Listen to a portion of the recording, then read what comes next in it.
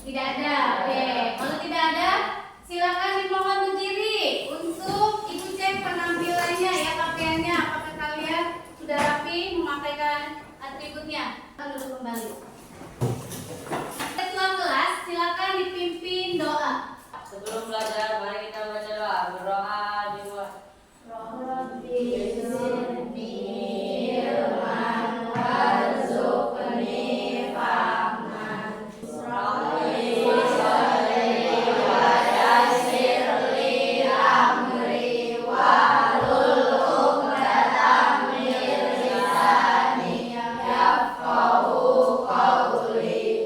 Salam. Assalamualaikum warahmatullahi wabarakatuh. Waalaikumsalam warahmatullahi wabarakatuh. Bagaimana kabarnya anak-anak? Baik. Alhamdulillah baik. Sehat semua? Sehat. Masih semangat? Masih. Oke, sekarang Ibu akan mengecek kehadiran ya. Rafa Hardiansa, ada? Oke. Aini, Ana Rifki,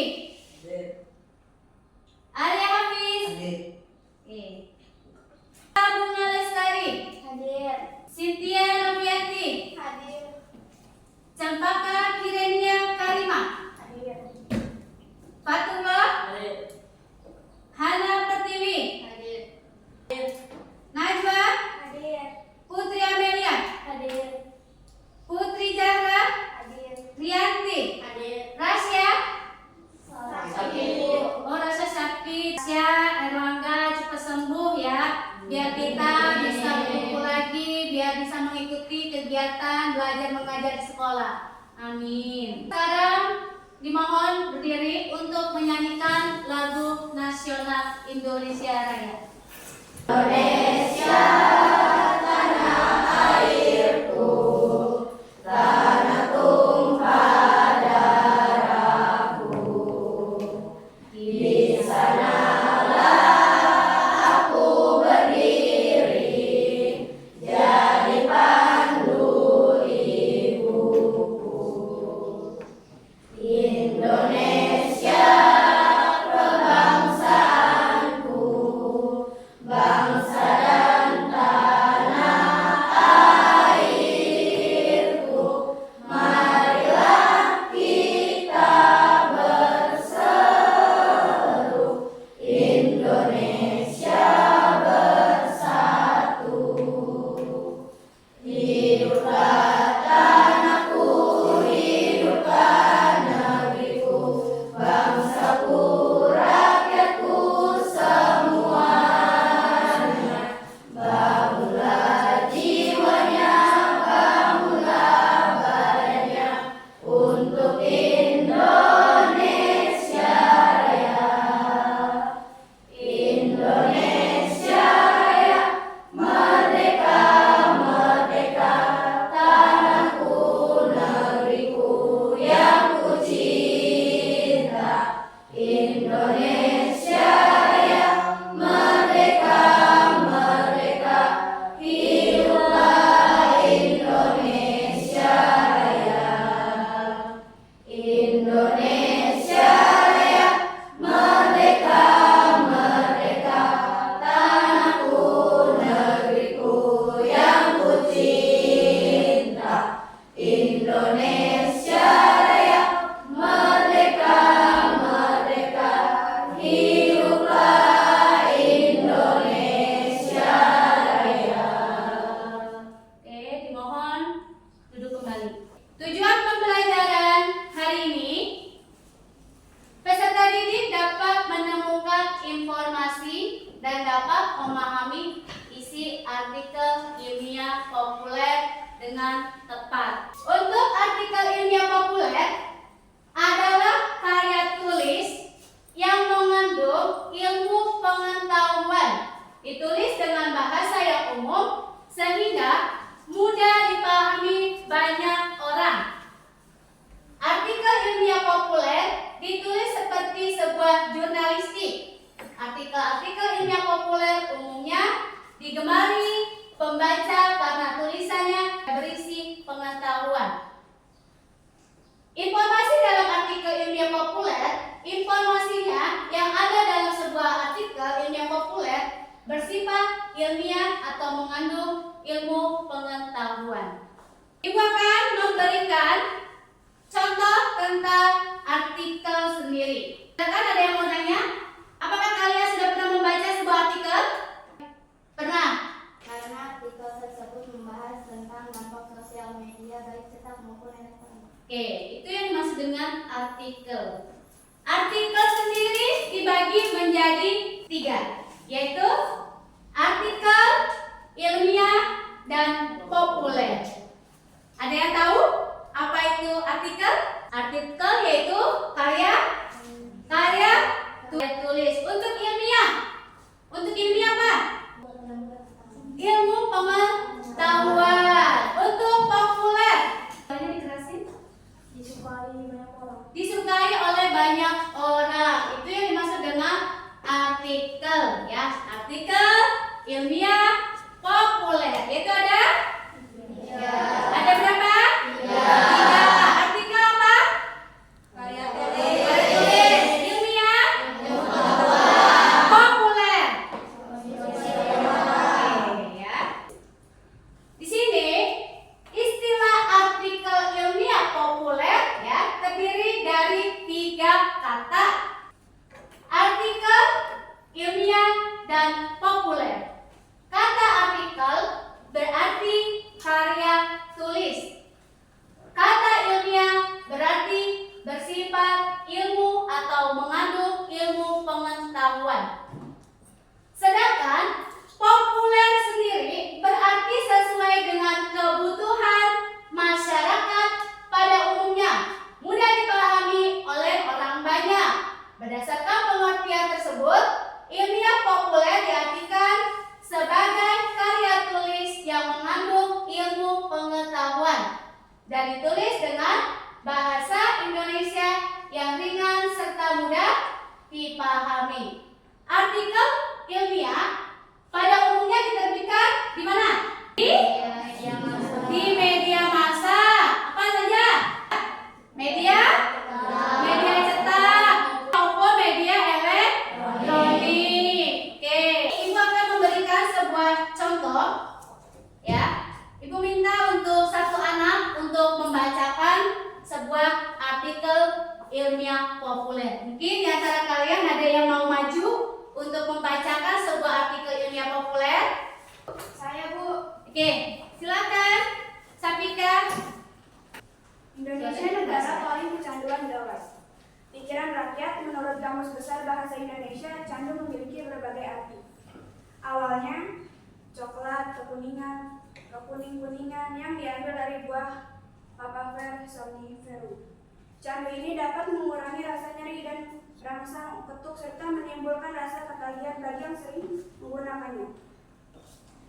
Makna kedua, yaitu cairan kental berwarna hitam yang keluar dari rokok yang dihisap melekat pada pipa. Ketiga, candu adalah sesuatu yang menjadi kegemaran. Makna tiga ini menjadi sangat luas, berbatas pada opium, rokok, atau narkoba. Ini ada istilah kecanduan bekerja, kecanduan makan, kecanduan berbelanja, dan masih banyak lagi. Yang makin menjadi tren adalah kecanduan terkait gawe seperti media sosial atau game. Mengenai pergaulan ini, sebuah firma riset yaitu Data AI. Beberapa waktu lalu merilis hasil laporan yang dengan judul State of Mobile 2023. Salah satunya menempatkan Indonesia sebagai negara yang rakyatnya paling lama berfoto dengan gawai dalam hari. Laporan itu menunjukkan sepanjang tahun 2022, rata-rata orang Indonesia menggunakan gawai dalam sehari mencapai 5,7 jam. Lebih lama, 18 menit dibanding tahun 2021, yaitu 5,4 jam. Sebelum pandemi hingga akhir 2019, durasi masyarakat Indonesia untuk terpaku pada gawai hanya 3,9 jam per hari. Makin kecanduannya, warga Indonesia terhadap gawai tidak lepas dari pandemi COVID-19 memaksa orang-orang tetap di rumah dan menjadikan gawe sebagai sarana untuk mempermudah urusan sehari-hari.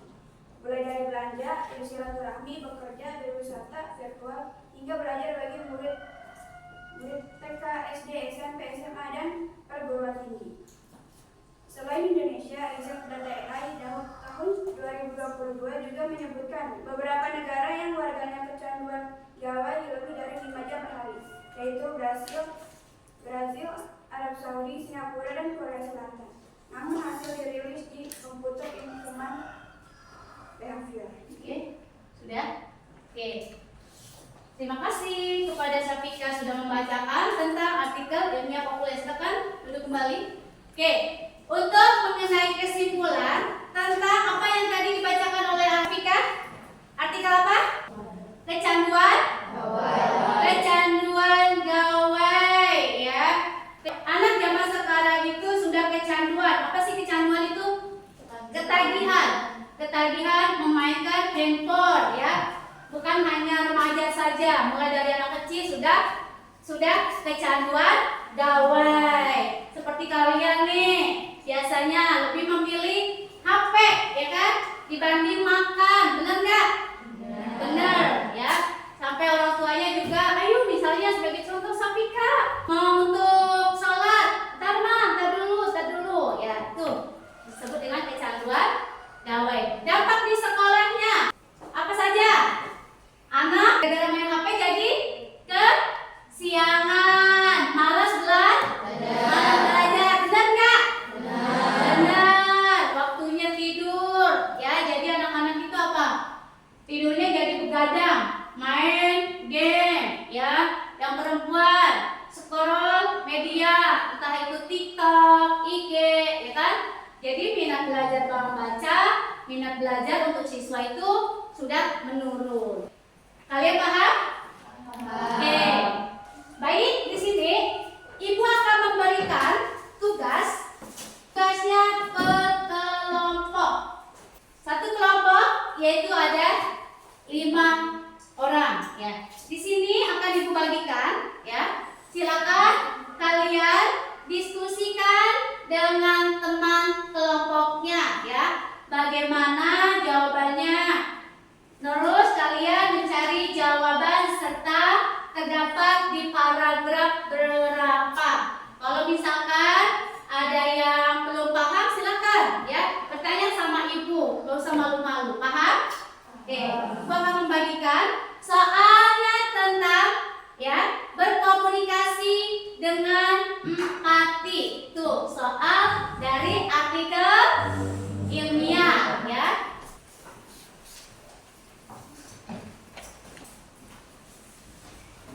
Ibu kasih waktu untuk presentasi, ya, yaitu 15 menit.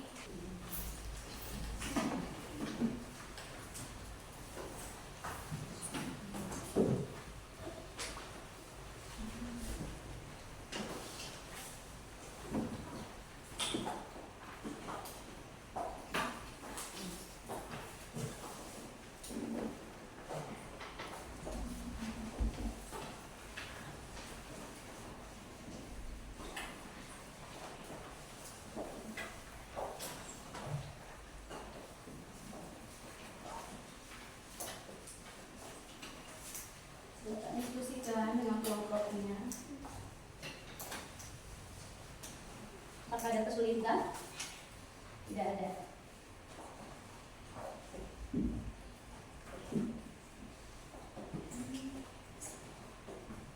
Kenapa? Silakan ditulis. Ada. Nah, jawabannya di sini. Tulis di sini jawabannya. Nah, nanti kamu tinggal mencari di sini. Terdapat di paragraf keberapa, ya? Oh, ini. Oke, ini kamu baca dulu. Udah dibaca belum? Udah. Kalau sudah dibaca masih bingung. Kalau udah selesai, tulis aja jawabannya di sini. Kan soalnya ada 8 ya. Oke, kalau sudah selesai, silakan untuk mempresentasikan hasil diskusi dengan kelompoknya. Nah, tentang apa artikel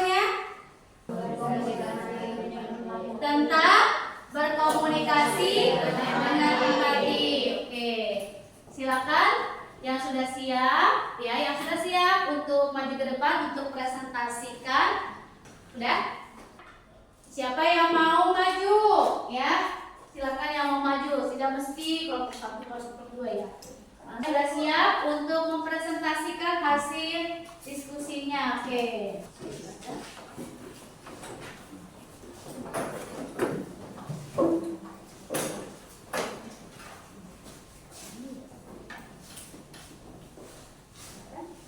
Assalamualaikum warahmatullahi wabarakatuh. Waalaikumsalam warahmatullahi wabarakatuh. Baik, kami dari kelompok 2, kami akan mempresentasikan hasil diskusi kelompok kami. Pertanyaan nomor 2 menurut kelompok kami. Mengejek dan menghina terhadap orang lain adalah bentuk komunikasi yang merendahkan dan merugikan. Ini bisa berupa ejekan terbuka, lelucon yang merendahkan, atau bahkan pelecehan verbal ucapan. Perilaku ini dapat memiliki dampak yang lain lebih dalam daripada yang terlihat. Dalam beberapa kasus, hal ini dapat merusak kesehatan mental, emosional seseorang, serta merusak hubungan antar individu dan komunikasi masyarakat. Penelitian ilmiah telah menunjukkan bahwa penghinaan dan ejekan dapat menyebabkan konflik internal dalam diri seseorang itu sendiri. Yang serius, ini juga dapat menciptakan lingkungan yang tidak sehat, di mana orang merasa tidak aman dan tidak dihargai. Efek jangka panjang dari penghinaan dan ejekan yang menciptakan ketidaksetaraan sosial dan masyarakat yang sebagai alat komunikasi. Kita harus berusaha untuk berbicara dengan empati dan kebijaksanaan. Empati adalah kemampuan untuk memahami perasaan dan pandangan orang lain. Berbicara dengan empati berarti kita menghargai perbedaan pendapat. Komunikasi yang penuh empati membantu membangun hubungan yang lebih sehat dan berkelanjutan. Menghindari penghinaan dan ejekan bukan hanya tentang etika yang baik. Oke, sudah. Untuk kelompok 1 bagaimana? Benar. Nah, puas nggak dengan jawabannya? Puas. Puas dengan jawabannya. Kelompok 3, apakah sudah puas dengan jawaban dari kelompok 2? Puas. Nomor 2. Tentang etika yang baik, tetapi juga tentang menciptakan dunia yang lebih baik bagi orang semua. Ketika kita berkomunikasi dengan empati, kita membantu membangun budaya yang inklusif dan hormat terhadap perbedaan. Dengan tidak menghina dan mengejek, kita juga membantu mengurangi konflik dan meningkatkan pemahaman antar individu. Penghinaan dan ejekan terhadap orang lain adalah perilaku yang merugikan dan merendahkan. Sebagai masyarakat yang lebih baik, kita semua memiliki tanggung jawab untuk menghindari perilaku ini. Dengan berempati kepada orang lain, kita dapat menciptakan dan merendahkan. Sebagai masyarakat yang lebih baik, kita semua memiliki tanggung jawab untuk menghindari perilaku ini. Dengan berempati kepada orang lain, kita dapat menciptakan. Udah puas? Puas. Silakan duduk kembali. Berikan ya, kelompok 1 sudah bisa memberikan argumen sendiri dan mempresentasikannya. Begitupun juga kelompok 2 sudah presentasi ya dari kelompok 1, kelompok 2, 3 dan 4 ya. Oke, untuk itu tentang judulnya berkomunikasi dengan empati. Ibu akan memberikan kesimpulannya tentang kita harus empati kepada semua orang. Penting gak sih empati itu? Penting. Ya, itu komunikasi untuk empati kita sebagai manusia harus apa? Empati kepada semua orang. Tidak boleh pandang bulu ya. Untuk memberikan empati kepada siapapun itu, misalnya kepada Jaki, ya, kepada Fatullah, itu kita harus tetap empati kepada orang lain. Oke, untuk presentasinya sudah selesai, ya. Terima kasih kepada kelompok 1, kelompok 2, 3 dan 4 sudah mempresentasikannya, sudah mau bekerja sama, memberikan argumennya. Oke. Akan membagikan tentang refleksi. Ada soal, ya. Ada soal. Ini soal bukan kelompok ya, untuk individu ya. Tugasnya untuk individu, silakan. Ini udah? Sudah? Yang belum paham, silakan dipertanyakan sama ibu.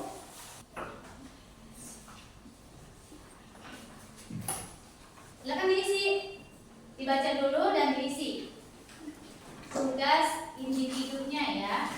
Materi hari ini apa? Tentang artikel ilmiah populer. Dari sini pertanyaannya, kalau misalkan keterangannya salah satu ya, misalnya di sini ya, saya atau sudah ya, atau belum ya, atau tidak memahami pengertian artikel ilmiah populer. Lalu pertanyaan yang kedua, nah misalnya sebagai contoh nih, misalnya saya dicoret ya, belum, dicoret itu yang belum ya, yang kalimat belum kalian coret. Saya belum memahami pengertian artikel ilmiah. Kalau misalkan dulu saya misalnya sudah, berarti yang dicoret ya? Sudah. Yang sudah. Kalau misalkan tidak, berarti yang dicoret ya? Tidak. Paham, Bos? Paham. Silakan. Silakan diisi. Kalau sudah diisi, silakan dikumpulkan. Kumpulkan depan. Sudah. Oke. Kalau sudah dikumpulkan semuanya, kumpulkan.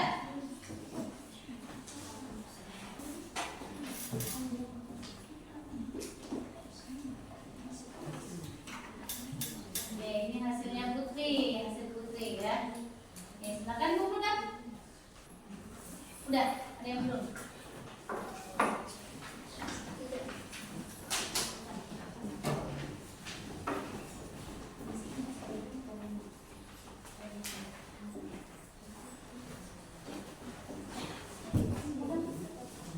Kumpulkan.